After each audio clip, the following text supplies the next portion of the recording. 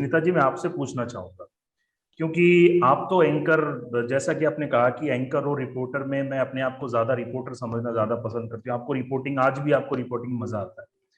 जब आपका समय था, जब आप एक रिपोर्टर के तौर पे इंडस्ट्री में काम कर रही थी, जो ऋचा जी ने जो कहा कि ग्लैमर वाला जो फैक्टर है लड़कियों के अंदर, क्योंकि महिलाओं की बात कर रहे हैं, तो आपको लगता है कि आपने जितनी मेहनत की या ऋचा जी ने जितनी मेहनत की, आज एक लड़की इतनी मेहनत करने के लिए तैयार होती है? क्योंकि उसको तो सीधे एंकर बनना है।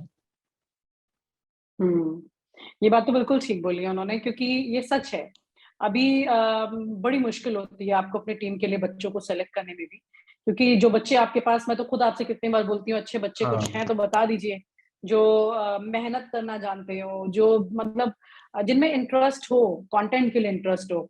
तो उससे ज़्यादा मेरे पास फ़ोन आते हैं बच्चों के कि जैसे हमारे यहाँ पे एक बच्ची है, अभी उसने वो पढ़ रही है, लेकिन उसने रिपोर्टिंग करना हमारे यहाँ शुरू किया है। पहले हमने उससे कुछ ऑफिस का काम करवाया, फिर उसे बाहर हमने रिपोर्टिंग के लिए भेजा, जब हमें लगा कि वो बच्ची कर सकती है। तो अब उसे देखकर कुछ और बच्चियां मुझे फ़ोन कर रही हैं कि मैम वो जैसे वो कर रही है तान्या, वैसा हमें करना है। तो उसी तरह हमें ग्राउंड पर भेज दीजिए, उसी तरह हमें करना है। अब वो अपनी ही एक क्लासमेट को अपना देख रही है कि वो स्क्रीन पर आ रहा है, उससे लोग हम्म। देख रहे हैं, पहचान रहे हैं, उन्हें कॉल आने शुरू हो गए, अरे तुम बहुत हम्म। अच्छा कर रहे हो। तो वो ग्लैमर उन्हें अट्रैक्ट कर रहा है। लेकिन ये ग्लैमर अट्रैक्शन के अलावा, जैसे ऋचा ने कहा कि ये बहुत इंपॉर्टेंट है जर्नलिज्म क्यों का समझना।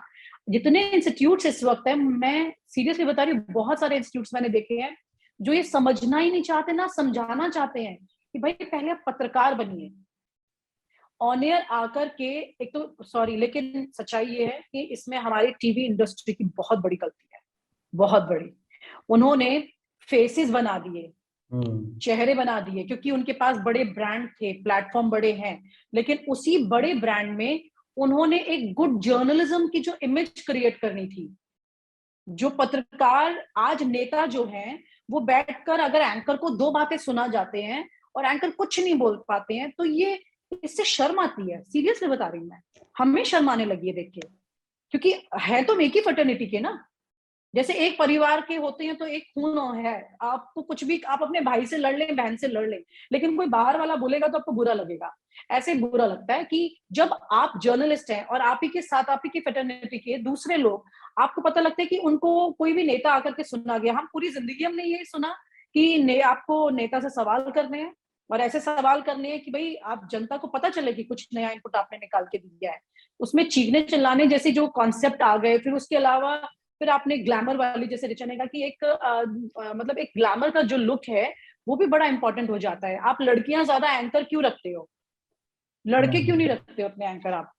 क्योंकि आपको उसमें ग्लैमर दिख रहा है। आप ग्लैमर से ज्यादा कंटेंट पे भी जाइए ना। अगर आप अपने एंकर के साथ साथ ये देखने लग जाएं कि वो एक अच्छा कंटेंट क्रिएटर भी है इंसान, तो बहुत फर्क पड़ेगा। और ये जो बच्चे हैं, ये अपने आप समझने लगेंगे कि भाई मैं सिर्फ ये बात बोल के या ये एक्ट करके या ये ड्रेस पहन के बैठ जाऊं तो मैं टीवी पर छा जाऊं, ऐसा नहीं है।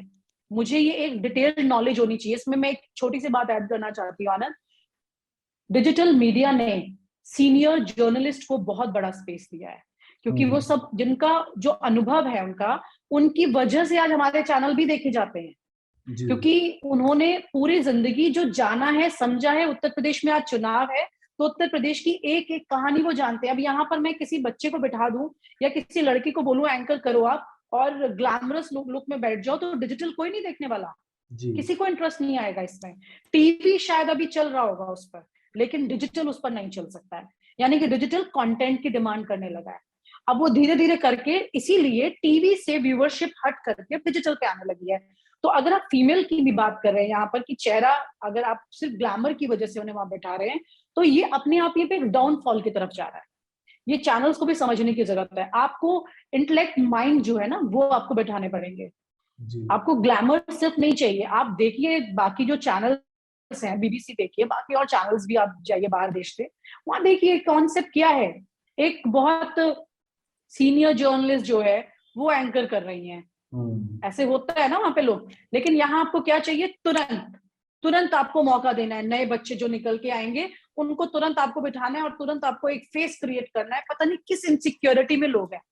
अपनी किस इनसिक्योरिटी को दबाने के लिए, छिपाने के लिए इस तरह की क्रिएट करते हैं चीजें, जो कि एक नई, आप नई अपॉर्चुनिटी दीजिए नए लोगों को, कोई बुराई नहीं है, लेकिन ये तो देखिए ना कि वो अपॉर्चुनिटी देते वक्त आपकी क्वालिटी से कॉम्प्रोमाइज तो नहीं हो रहा है, क्योंकि जो जनता देख रही है उसे इंटरेस्ट नहीं आ रहा है उन चीजों पे।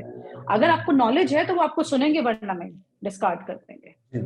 तो चलिए विनीता जी, जैसा कि आपने कहा कि महिलाओं के भविष्य को लेकर के आप आशान्वित हैं, महिलाओं को खुद अपने अधिकारों के लिए काम करना होगा।